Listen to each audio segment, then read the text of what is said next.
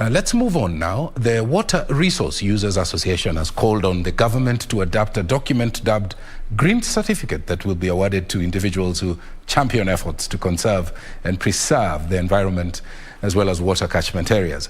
Speaking in Ngong, Kajiado County during the celebrations to mark World Water Day, WRUA Chairperson Gideon Spaya raised an alarm over the low water levels in springs in the country. Timothy Kipnusu is on that story.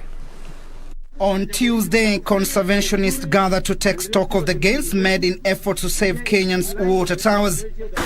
Kama kila mtu anaweza kubali kupanda miti, akubali kupata certificate kama hii, it means wale watu bilioni 7 wakikubali wote kupanda miti, hiyo ni miti mingi sana. They urged counties to recognize the input of environment champions who have devoted their life to the war against climate change. So the government has put in place laws to govern the communities in protecting rivers, protecting forests, and the way to cultivate land so that there is no soil erosion. The World Water Day was marked at a time when millions of Kenyans are struggling to access the scarce resource owing to severe drought.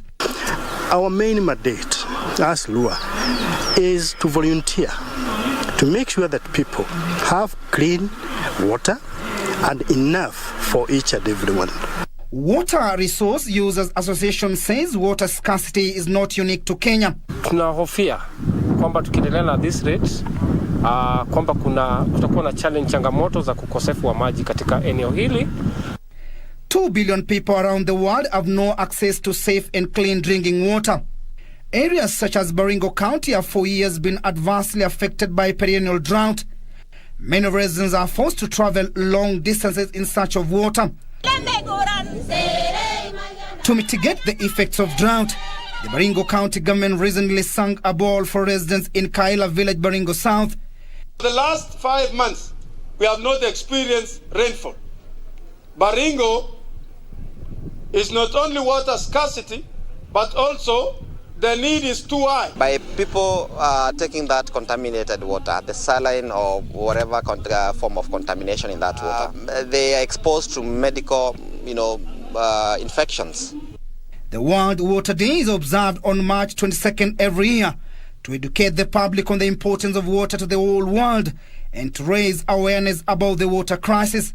The day also highlights the necessary improvement for access to water hygiene facilities and sanitation in all countries. The theme of this year's celebration is underground water, making the invisible visible. Even as Kenya joins other countries in the world to celebrate and commemorate World Water Day, the challenge that has been put on the spot to the Ministry of Environment, together that with the Ministry of Water, is to ensure that they deal decisively with those who are going against the laws that have been put in place in ensuring the water catchment areas and the rivers are protected. Timothy Kipnusu.